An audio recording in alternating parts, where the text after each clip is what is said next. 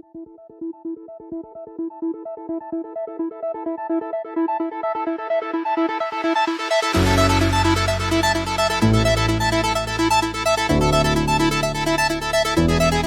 everyone.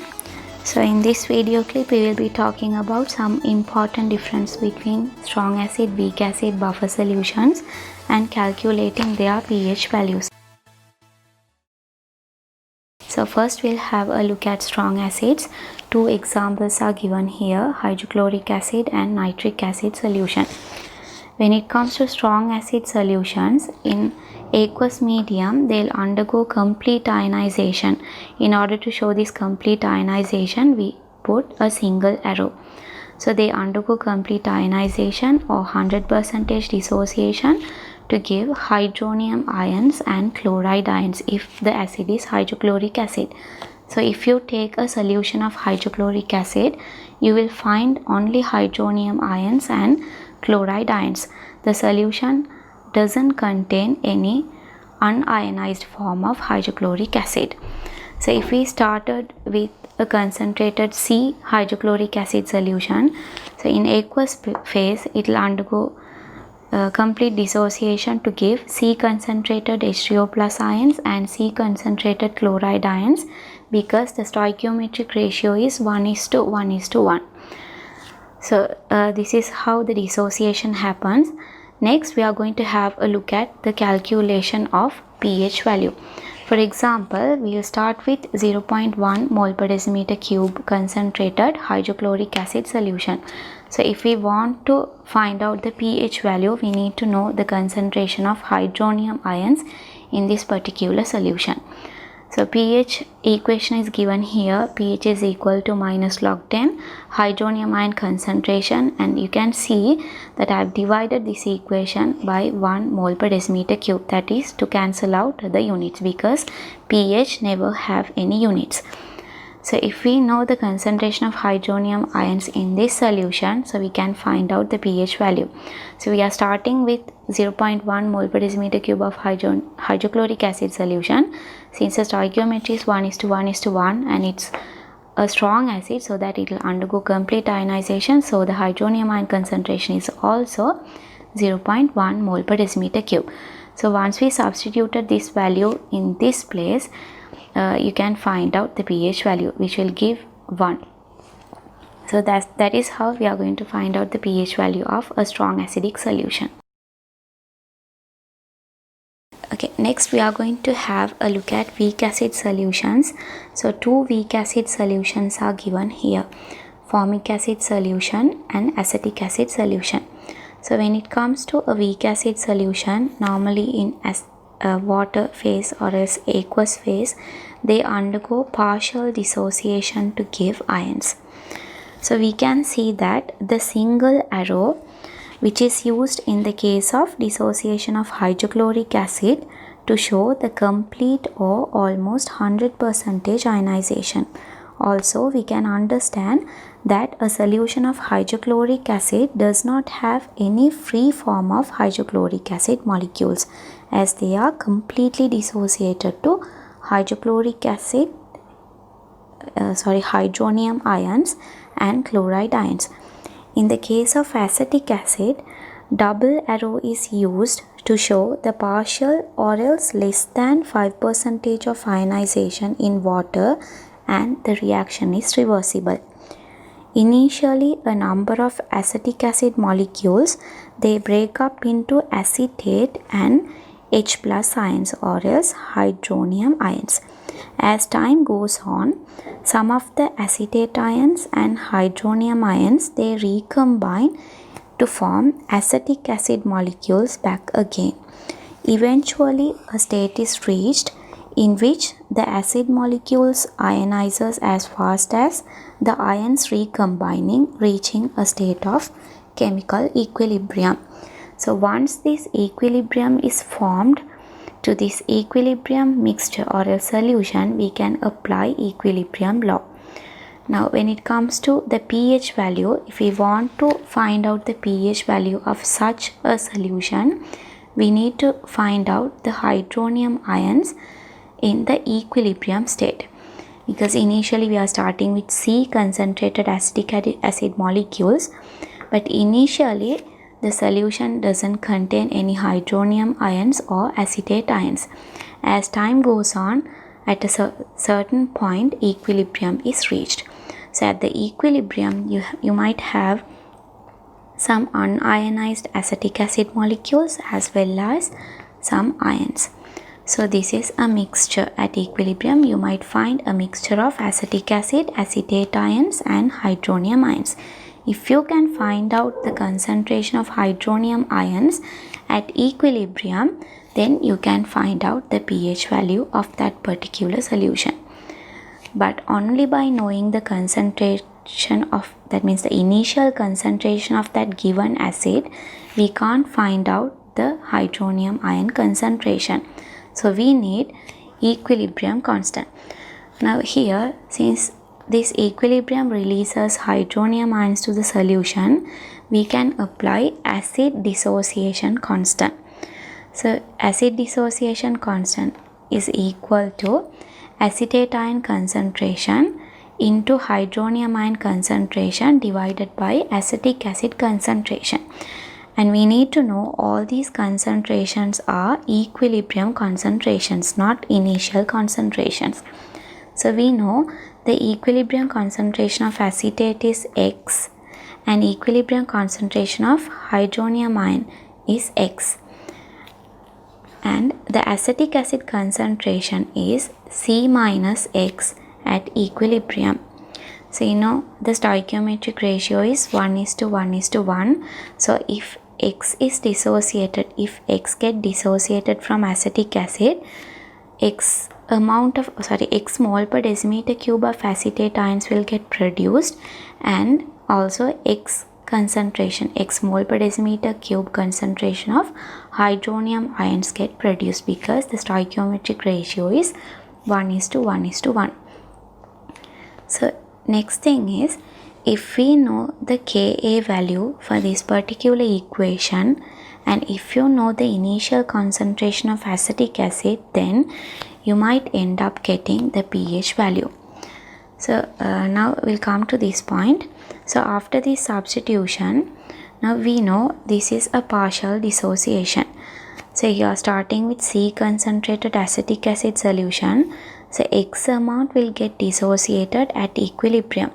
When comparing this X value with the initial concentration, this X can be neglected. That means the concentration of initial concentration is much higher than the dissociated value, so that C minus X can be nearly be equal to C. So we are going to substitute this one instead of C minus X. So once you simplify this one, now the Ka value is equals to X square over C.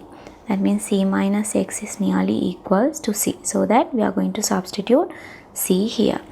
So if you know the Ka value for this particular acid and if you know the initial concentration, that means you can find out the value of X. So here X is equal to the concentration of H3O plus. Okay, now we'll work out an example. So we'll say the equilibrium constant value, or else acid dissociation constant value for this acetic acid solution is 1.8 into 10 to the power minus 5 mole per decimeter cube. So that is equal to X square over C minus X. So X square, we don't know the value, so we'll substitute X into X divided by the initial concentration. Instead of C, we are going to substitute 0.1 because we are going to find out the pH value of a given 0.1 mole per decimeter cube of acetic acid solution. So instead of the initial concentration C, we are going to substitute 0.1. So 0.1 minus X. In the next step, we have to take an assumption. So the assumption is when comparing this X value with the initial concentration, that it can be negligible. So that instead of 0.1 minus X, now we are going to substitute 0.1. Now you know the value of Ka as well as the initial concentration. So once you simplify this equation, you might end up getting the value for X, which is equals to the concentration of H3O plus. So once you simplify this equation, you'll get a value of 1.34 into 10 to the power minus 3 mole per decimeter cube for the concentration of H3O plus. Now we know the concentration of H3O plus. So once you substituted that value in this pH equation, you will end up getting pH is equal to 2.87. So for the initial solution, strong acid solution, for the concentration of 0.1 hydrochloric acid, you got a pH value of 1. But here the concentration is same, but this is a weak acid, so that you are getting a pH of 2.87. Okay, next we'll be focusing on buffer solutions. So buffer solution is a solution of a weak acid with its salt, or else a weak base with its salt. So two examples are given here: ammonium hydroxide, which is a weak base, and ammonium chloride, a salt of this ammonium hydroxide. So the combination of these two can form a buffer solution. Second example is acetic acid, a weak acid, sodium acetate, a salt. So the combination of acetic acid with sodium acetate can form a buffer solution. Individual components will never show buffer action. So buffer solution means the solution which has the ability to resist changes in pH upon the addition of small amounts of either acid or base or water. So for example, first we will take acetic acid and sodium acetate buffer solution. So in this mixture, acetic acid is a weak acid, so that it will undergo hydrolysis reaction with water to form acetate ions and hydronium ions. As we mentioned earlier, this is a partial dissociation. And second one is sodium acetate. Sodium acetate is a salt, so that it will undergo 100% or else complete dissociation to form acetate ions and sodium ions. So here two reactions are taking place. So among these two, one is equilibrium reaction. So to this equilibrium reaction, we can apply equilibrium law, which is Ka. Since H3O plus ions are released to the medium, we can apply acid dissociation constant. So when it comes to acid dissociation constant, the equation will be like this: acetate ion concentration into hydronium ion concentration divided by acetic acid concentration. So all these concentrations are equilibrium concentrations. So here acetate ions are formed by acetic acid equilibrium as well as sodium acetate dissociation. So sodium acetate, will take the concentration of sodium acetate is A.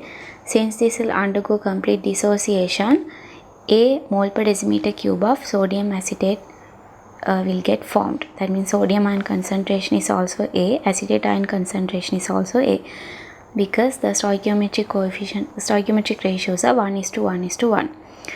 So this is one way of forming acetate ions. So another method is also there, another way is also there. Because of this acetic acid partial dissociation, some amount of acetate ions will get released to the medium, which will bring the total of A plus X. So here when writing this Ka equilibrium law, instead of this acetic acid concentration, now we have to substitute the total equilibrium concentration of acetate ions. So that here we are going to substitute A plus X. So next one is hydronium ion concentration. Hydronium ions are released only by this first equilibrium reaction. So the released hydronium ion concentration is X. So we have to substitute that X value here. So next, acetic acid concentration. So acetic acid concentration at equilibrium is C minus X. So we are going to substitute that here. In order to simplify this Ka equation, we are going to take two assumptions. The first one is that acetate ions that are coming from the complete dissociation of sodium acetate is much higher than the acetate ions that are coming from the partial dissociation. So that we are going to neglect the acetate ions that are coming from the partial dissociation, so that A plus X can be nearly be equal to capital A. That means we are neglecting X. So second assumption is, instead of this C minus X, we are going to take it as C. So here, when comparing with the concentration of acetic acid, that means initial concentration of acetic acid is much higher than the value of X. So here, acetic acid that is dissociated can be neglected.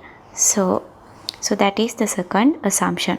So by taking these two assumptions, we are going to finalize the equation like this. So Ka is equal to capital A into simple X divided by capital C. So if we know the values of Ka, capital A, that means the concentration of the salt and the initial concentration of the acetic acid, we can simplify this equation to get the value of simple X, that is the concentration of hydronium ions. So we will take an example. So here a buffer solution is given where the concentration of acetic acid is 0.1 and the concentration of sodium acetate is 0.1. So the pH, if we want to find out the pH, we need another data, that is the Ka of this particular weak acid. So that is also given, that is 1.8 into 10 to the power minus 5. See, we've already derived an equation, so I'm going to substitute these values to this equation. So X, that is the equilibrium concentration of hydronium ions, that is equal to the Ka value, which is 1.8 into 10 to the power minus 5 into the initial concentration of acetic acid, that is 0.1, divided by the initial concentration of sodium acetate, that means the salt. So once we simplify this equation, finally we are going to end up getting this value. X is equal to 1.8 into 10 to the power minus 5 mole per decimeter cube, so that the equilibrium hydronium ion concentration is 1.8 into 10 to the power minus 5 mole per decimeter cube.